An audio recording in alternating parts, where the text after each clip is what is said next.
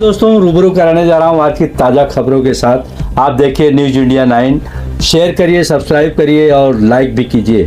समजा आम्ही दिलगिरी व्यक्त करतो आहे साधारण थोडाफार उशीर आम्हाला झाला, कारण ह्याच विषयासंदर्भात आम्ही जिल्हाधिकारी महोदयांची वेळ घेतली होती, 4:30ची वेळ होती, परंतु त्यांची एक महत्त्वाची विषय अचानक आल्यामुळे आम्हाला थांबावं लागलं। आजच्या मान ग्रामपंचायत माध्यमातून विरोधी मान संघर्ष समितीच्या माध्यमातून या पत्रकार परिषदेकरता त्या संबंधित गावचे आपला सरपंच आहे, सर्व मान्यवर मंडळी सहकारी उपस्थित आहेत। आता सर्वांनीच आपलं म्हणणं विस्तृतपणे आपल्याकडे मांडलेलं आहे की ह्याचे ज्या विराज उद्योग समूहाच्या माध्यमातून 8 एप्रिलला जी जनसुनावणी होते याच्या बाबतीमध्ये नेमकं काय विषय आहे ह्याची विस्तृत माहिती आपल्याकडे आलेली आहे। आमचं म्हणणं एवढंच आहे की कुठलाही प्रोजेक्ट ज्या वेळेला आपल्या जिल्ह्यामध्ये किंवा आपल्या भागात येतो किंवा तो साधारणतः त्या भागाची भौगोलिक परिस्थिती या अनुषंगाने तिथे कसल्या स्वरूपाचा रोजगार उपलब्ध होऊ शकतो याचं वास्तविकतेची जाणीव ठेवून घेतला जातो।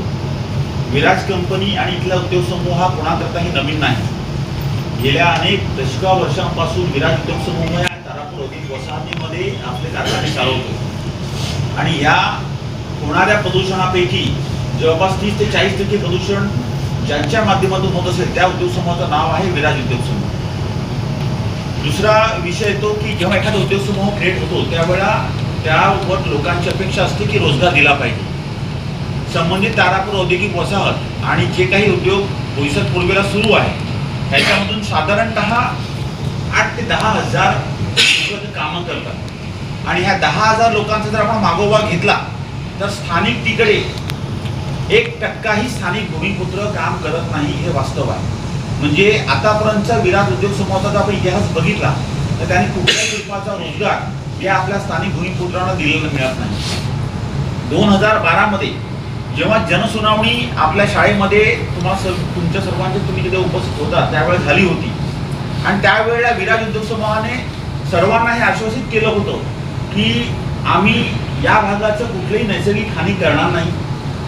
आम्ही या भागामध्ये रोजगारामध्ये पहिला अधिकार हा या गावातील आजूबाजूच्या परिसरातील त्या संबंधित गावातील आणि पंचकृषीतल्या गावातील जनतेचा असेल आणि तिसरं आश्वासन दिलं होतं 10 कोटीचा CSR, ही स्वतः मामाजीने तिकडे घोषणा केली होती आणि त्यावेळेला आम्ही तिकडे होतो की तो अनुभव सांगत होतो की विराज उद्योग समूहाचा अनुभव एवढा वाईट आहे त्याच्यावर त्यांनी सांगितलं की आता आमच्याकडून अशी कुठलीच गोष्ट होणार नाही। 2012 नंतर 2026 उजाडलंय, परंतु या विराज उद्योग समूहामध्ये केवळ आणि केवळ प्रदूषण निर्माण केलं गेलं, नैसर्गिक स्रोत बिघडवले गेले। ज्या गोष्टींचा उल्लेख केला की जे नैसर्गिक फ्लो आपल्या गावागावांमधून आहेत त्या गावागावांचे सर्व नैसर्गिक स्रोत हे प्रदूषित झालेले आहेत। आज अशी परिस्थिती आहे की जे काही पाटाचं पाणी येतं त्या पाटाचं पाणी उचलण्याचं काम पण विराज उद्योग समूह करतो आणि त्या गावामध्ये अजूनही आज आपण बघतो की वेगवेगळ्या योजनांचा बोजवारा उडालेला आहे, जलजीवन असेल किंवा अजून असेल।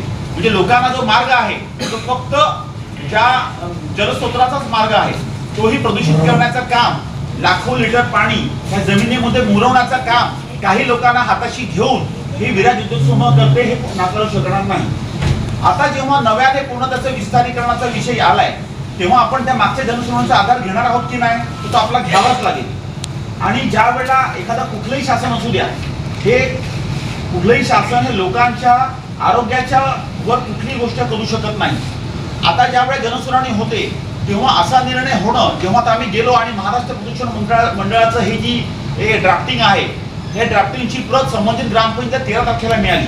4 मार्च जरी वर डेट दिलेली असली तरी पहिलं उल्लंघन त्यांनी हे केलं की साधारणतः नैसर्गिक न्यायाच्या अनुषंगाने त्याचा पूर्ण अभ्यास करण्याकरता 45 दिवस किमान मिळायला हवेत असा एक साधारणतः जनसुनावणीचा संदर्भ सांगतो आणि ते मिळालं आहे ना 13 की 14 मार्चला, म्हणजे साधारणतः आता फक्त केवळ 17 ते 18 दिवस झालेले आहेत। मग हेच उल्लंघन पहिलं घडलं की जनसुनावणीचा पुरेसा कालावधी दिलेला नाही। दुसरी सर्वात गंभीर गोष्ट की आम्ही आता जिल्हाधिकारी महोदयांच्या नजरेसमोर आणली की मॅडम जर आपण आपल्याकडे हे जेव्हा कोर्टामध्ये एखादा माणूस गुन्हा करतो आणि जर जजच जर त्याच्या घरी जाऊन सुनावणी करायला लागले तर मग आपण त्या माणसाचा तो दोष आहे का तो निर्दोष आहे की त्याच्या घरी जाऊन आपण डिसाईड करणार का? तर पहिली गोष्ट आहे त्याच्यावर त्याने आम्हाला आज असं सांगितलंय की आम्ही ह्या गोष्टीच्या पुन्हा कायदा सुव्यवस्था म्हणजे SP यांच्याकडे घेऊन ह्याची आम्ही हा विषय त्यांच्याकडनं माहिती घेऊ आणि हा विषय तुमचा आम्ही शासनाला कळवू. कुठला हा पर्टिक्युलर विषय की ते जागा घेता येऊ शकते की नाही घेता येऊ शकते. आता आदिवासी समाजाला घटनेने संरक्षण दिलेलं आहे. हे कुठल्या जसं सांगितलं की अनुसूची 5 बरोबर ना, त्याच्या अनुषंगाने जे संरक्षण दिलं गेलंय हे कायद्याने दिलंय, घटनेने दिलंय. त्यामुळे किंवा एक ग्रामसभा एखादा निर्णय घेते हा काही शासनाचा प्रकल्प नाही, हा खाजगी उद्योग समूहाचा प्रकल्प आहे. शासन ह्याला फक्त लीड करते जनसुनावणी घेण्याकरता. जेव्हा खाजगी उद्योग समूह जेव्हा एखादा प्रकल्पाकरता जनसुनावणी घेते, कारण एका कायद्याने जेव्हा असे काही विषय असतात की सर्टन एका त्याची अमाऊंट एका ह्याच्या वर असते, त्याला जनसुनावणी घेणं प्रत्येक प्रोजेक्टला जनसुनावणी घेणं बंधनकारक नसतं. ज्या एखाद्या प्रोजेक्टमुळे जनसामान्यांच्या हिताला बाधा होऊ शकते किंवा आरोग्याला बाधा होऊ शकते तेव्हा जनसुनावणी घ्यायची असते. त्याच्यावर मग जनता ठरवते की ह्याला आपण धोका द्यायचा की नकार द्यायचा. मग त्या संबंधित गावामध्ये, ज्या महसुली गावामध्ये हा उद्योग समूह उभा राहतोय त्याची परवानगी ही त्याला कंपल्सरी नाहीये का?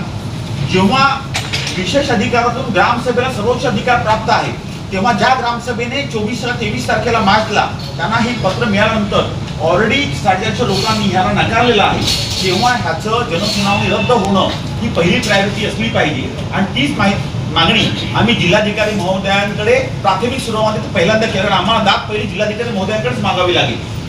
दुसरी गोष्ट अशी आहे की विराज उद्योग समूह आज ठीक आहे आम्हालाही लोक संपर्क करतात. बघा ह्या रचनेमध्ये जेव्हा आम्ही असतो शाळेमध्ये इन्व्हाइट करतात, अजून कुठे कुठे इन्व्हाइट करतात, आम्ही जात नाही. आम्हाला माहिती आहे की आम्हाला शेवटी इकडे जगायचं आणि इथेच वर जायचं आहे. काही गोष्टींमध्ये आम्ही जेव्हा एखादा चांगला प्रोजेक्ट येतो, टाटा उद्योग समूह असेल, कॅमेरॉन उद्योग समूह असेल, तेव्हा त्याला आम्ही किमान विचार पडला तरी भाग पडला आम्हाला की आता एखादा माणूस जेव्हा विश्वासाच्या पात्र असतो. परंतु आतापर्यंतचा अनुभव विराज उद्योग समूहाचा हा कधीही या स्थानिक लोकांच्या हिताच्या नेहमी राहिलेला आहे. आणि काही तुटपुंज लोकांना हाताशी पकडून सपोज हा त्यांना कुठे रेटून न्यायचा असेल, कधी कधी ते जिंकतात, काही लोक जिंकतात सुद्धा अशा विषयांमध्ये, परंतु त्याला आम्ही विरोधच नाही केला. आणि आपण सर्वांनी मिळून त्याला ताकदीने हे जर आपण शासनासमोर नाही मांडलं तर अशा गोष्टी प्रथेप्रमाणे इकडे सुरू राहतील. आणि मग आपण आज जे काही गावागावांमध्ये जे काही कॅन्सरचे रुग्ण म्हणा किंवा ज्या काही गोष्टी आहेत ज्याचं खराब होणे प्रकार हे सुरू राहतील. म्हणून आज आम्ही सर्व जे एकत्र येऊन हा जो विषय मांडलाय जिल्हाधिकारी महोदयांसमोर आणि पुढची तयारी कोर्टाची पण तयारी ठेवलेली आहे की ह्या संबंधित नैसर्गिक न्यायाच्या दृष्टिकोनातून सर्व गोष्टींचं उल्लंघन पहिल्या दिवसापासून सुरू होत आहे. म्हणून आम्ही आज प्राथमिक दृष्ट्या आज एकत्र येऊन जिल्हाधिकारी महोदयांकडे म्हणणं मांडलंय आणि ह्याच्यानंतर 4 तारखेला आम्ही एका मोर्चाचं आयोजन करतोय.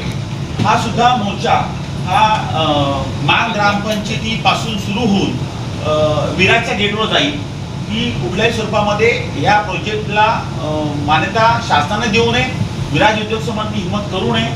जेवढं करायचं तेवढं आमचं उद्धार त्यांनी बऱ्यापैकी केलेलं आहे आणि आता पुन्हा त्यांच्या वेगळ्या सहकार्याची आम्हाला गरज नाही.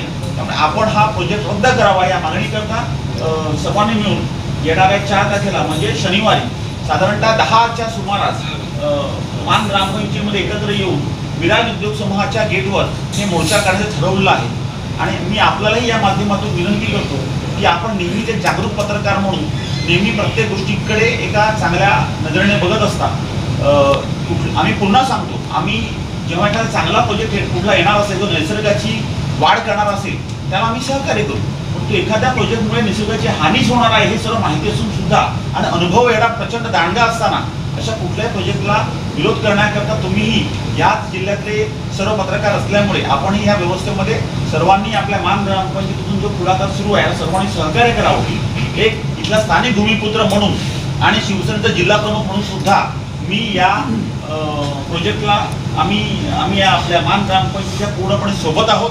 हा शासन दरबारी पण मी आम्ही आमच्या पद्धतीने हा विषय नेण्याचा प्रयत्न करू. पण एक सांघिक वृत्तीने आपण या लढ्यामध्ये सर्वांनी एकत्र येऊया आणि हा प्रकल्प हा प्रोजेक्ट रद्द व्हावा अशी आपण सर्वांनी मिळून प्रयत्न करू.